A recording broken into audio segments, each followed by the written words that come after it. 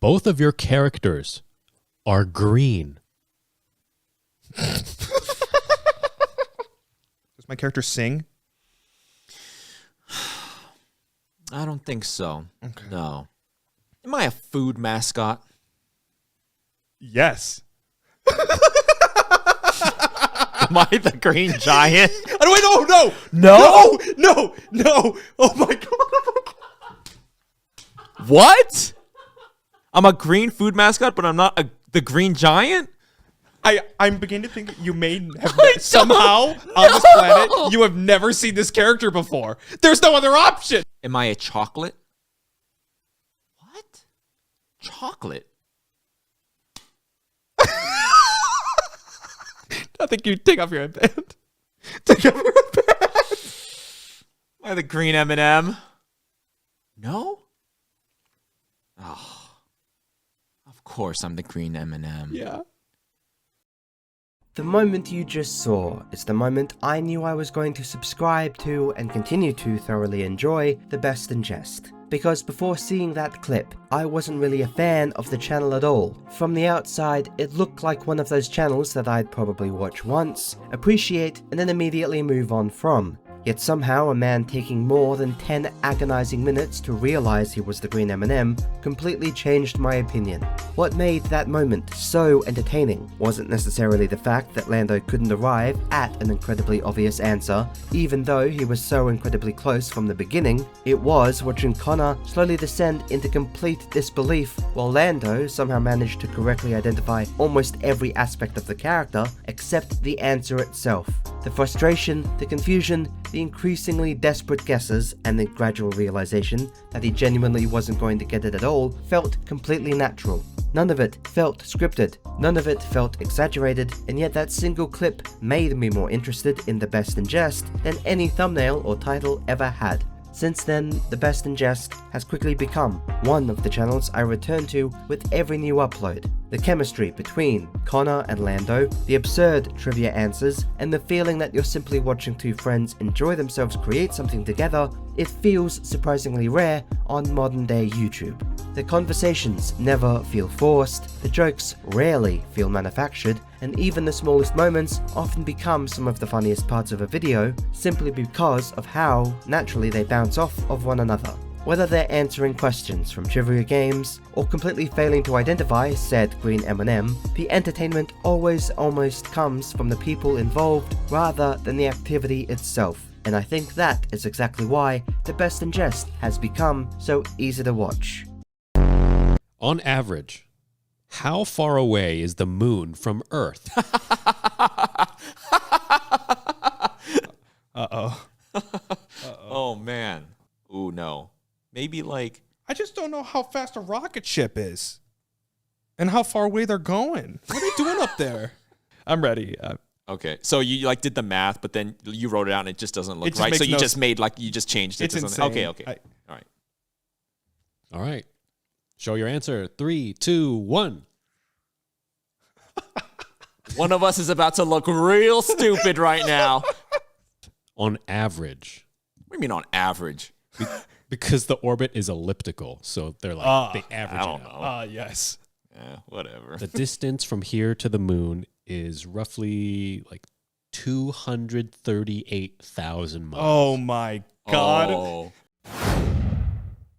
One of the earliest examples of just how genuinely entertaining Connor and Lando could be came in the form of a simple blind soda taste test. The premise itself isn't particularly unique on YouTube. Two people sit down, drink a selection of different soft drinks, and attempt to correctly identify what they're tasting. It's the kind of video idea that countless creators have done before, and on paper it really shouldn't have been much more than a mildly entertaining 30 minutes. Yet somehow, watching a parched Asian get brutally soda-mulked by a carbonation-maxing goth became one of the funniest things I've ever seen on YouTube.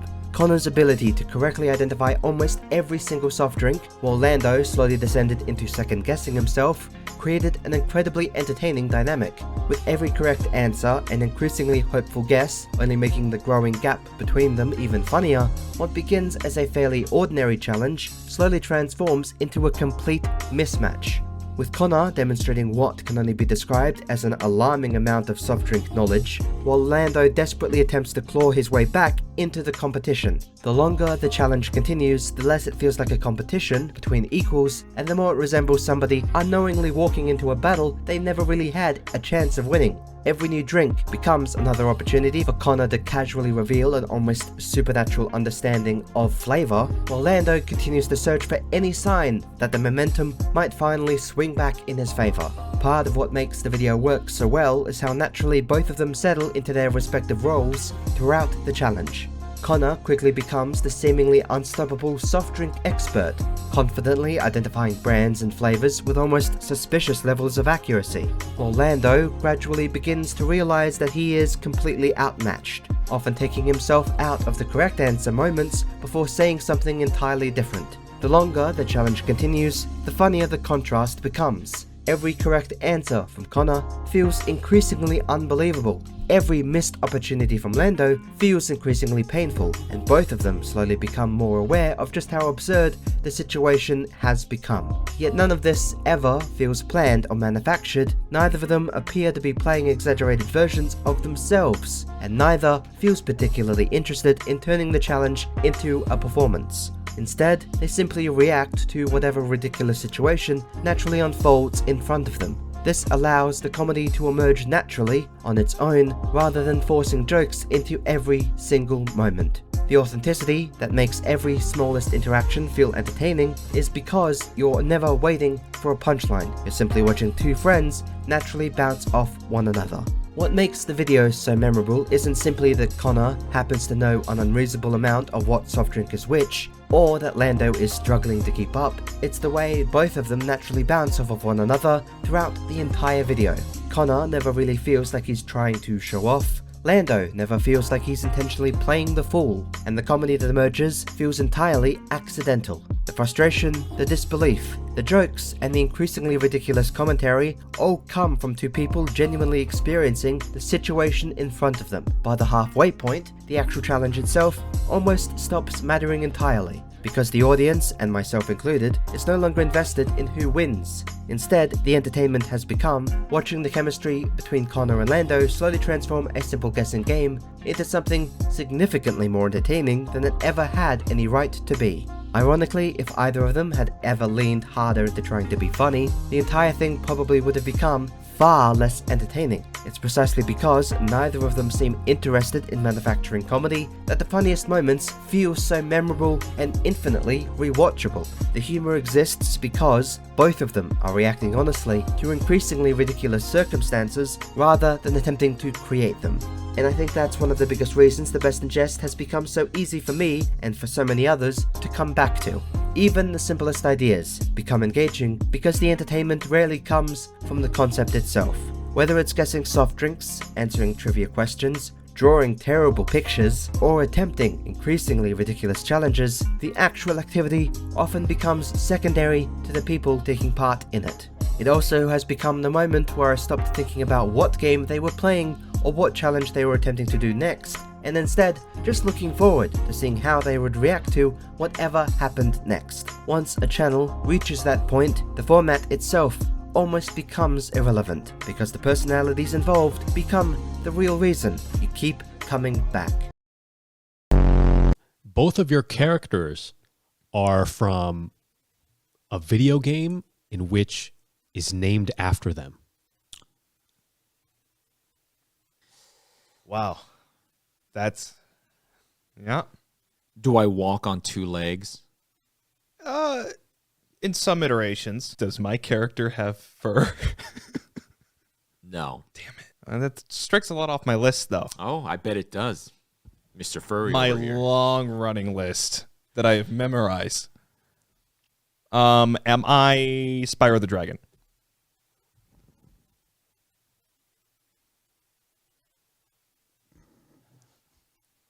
Did I get it? What the hell?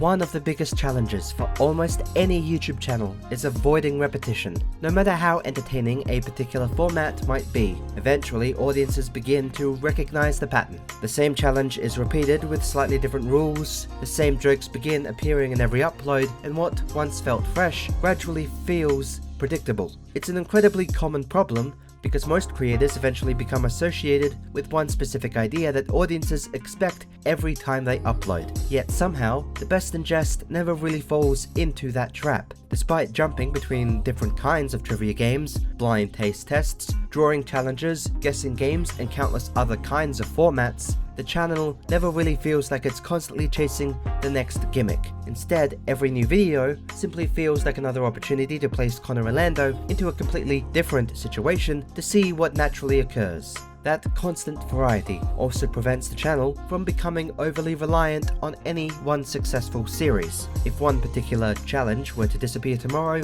it wouldn't feel as though The Best in Jest had suddenly lost its identity, because the identity was never built around the challenge itself in the first place. Instead, each new format simply gives Connor Orlando another excuse to approach a completely different problem together. Some videos revolve around knowledge, creativity, or pure luck, and yet every format reveals slightly different sides of their personalities. Connor's confidence may dominate in one challenge, while Lando unexpectedly excels in another. It creates a constantly shifting dynamic that keeps even familiar ideas feeling surprisingly fresh. Because of this, watching The Best in Jest begins to feel less like following a series and more like following the people themselves. You're no longer asking what challenge they'll attempt next, because the answer almost doesn't matter. Instead, the enjoyment comes from seeing how both of them adapt to whatever ridiculous premise they've decided to tackle in this video this time. Their conversations remain natural, the humor continues to emerge organically, and even when a particular challenge isn't especially interesting in on its own, Connor Orlando still find a way to make it memorable simply through the way they interact with it. The format becomes the backdrop rather than the attraction, allowing every single new upload to feel familiar without ever becoming repetitive. And perhaps that's another aspect of what I appreciate most about the channel. The entertainment doesn't disappear once a particular series ends, nor does it rely on one specific format continuing forever. Whether they're answering questions, playing games, drawing terrible pictures, or attempting increasingly bizarre challenges, every upload will still feel unmistakably like The Best in Jest. That's a surprisingly difficult balance to achieve on modern YouTube, because so many creators become inseparable from one successful idea. The Best in Jest feels different because its identity was never built around a format to begin with. It was built around two people whose personalities are flexible enough to take almost every format and make it feel worth watching. The largest star in the observable universe is called Stephenson 218. How many of our suns can fit within Stephenson 218? Oh, geez. It's got to be a lot, right? Oh, a shitload. But it can't be that many suns. Oh. I'm going to stick with my gut. Okay. As will I. I'm ready. Show your answers. 3, 2, 1. What? Are you trolling? Our sun can fit within Stephenson 218 over 10 billion. Oh my God! What? 10 billion? Holy shit, 10 billion. When I first discovered The Best in Jest, I genuinely didn't think it would become the kind of content I'd enjoy. From the outside, it simply looked like another channel that wasn't particularly aimed at me, and I dismissed it before giving it a proper chance. Yet all it took was one clip of a painfully long Green M&M guessing game, and one carbonation maxing goth brutally sodomocking a parched Asian, for me to realize that there was something genuinely special about the chemistry between Commander Connor and Professor Lando. Because at the end of the day, The Best in Jest isn't really about trivia, guessing games, drawing challenges, or even the countless different formats that appear throughout the channel. Those things do certainly help, but they aren't the reason people like me keep coming back.